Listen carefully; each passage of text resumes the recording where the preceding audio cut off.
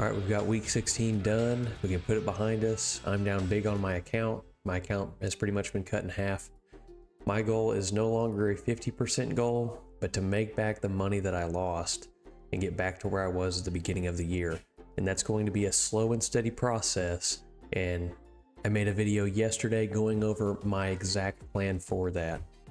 So let's take a look at what happened last week.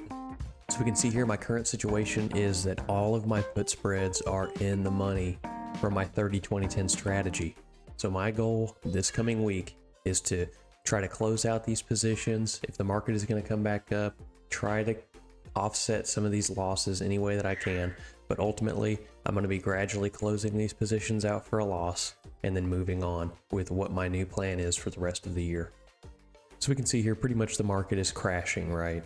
And I was extremely bullish. I had a bunch of put spread positions in and I got hit pretty hard. So we see here some buying pressure, but that happened after hours. I don't know if that's any good sign of a pushback, but we see very strong weakness here and I don't see any signs of letting up here in the week ahead. That's my hope, is that we see a little bit of relief here and then I can try to close out some positions for smaller losses. But overall, we are not seeing anything good happening here.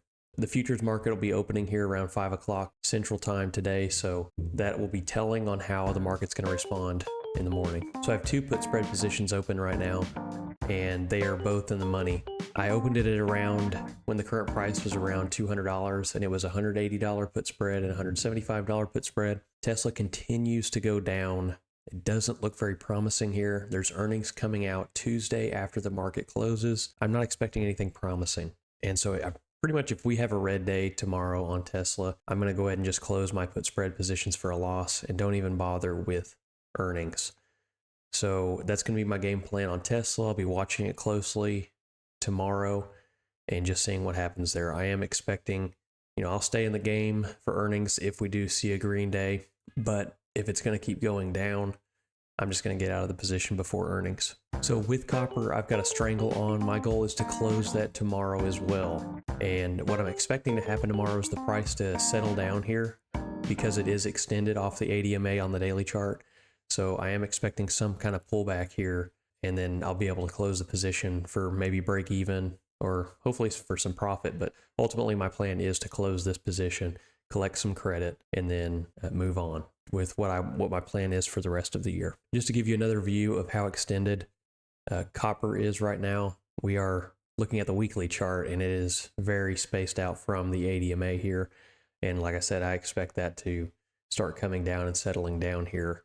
And again, we'll see what happens tomorrow, even when the market opens today at 5 p.m. Central Time. So we'll just see how that goes. I'll be keeping a close eye on that as well. So for week 16, we've got net liquidation of $10,778. A premium collected was $273. Return on the week is negative 35%. Net liquidation year to date is negative $5,246. Total premium collected on the year is $6,088. And the percent return on the year so far is negative 32.7%. So we can see here my account is hit pretty hard right now. My goal is no longer a 50% return by the end of this year. My goal is to turn the negative 32.7% into the green. And it might even take me longer than a year to do that, but that's going to be my goal. And we can see, even though I have a positive premium collected on the year, $6,088, I still have to close out my put spreads for a loss.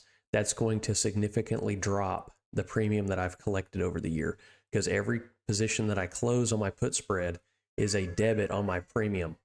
So that means that that premium number is going to start turning negative when I have to close these positions for a loss.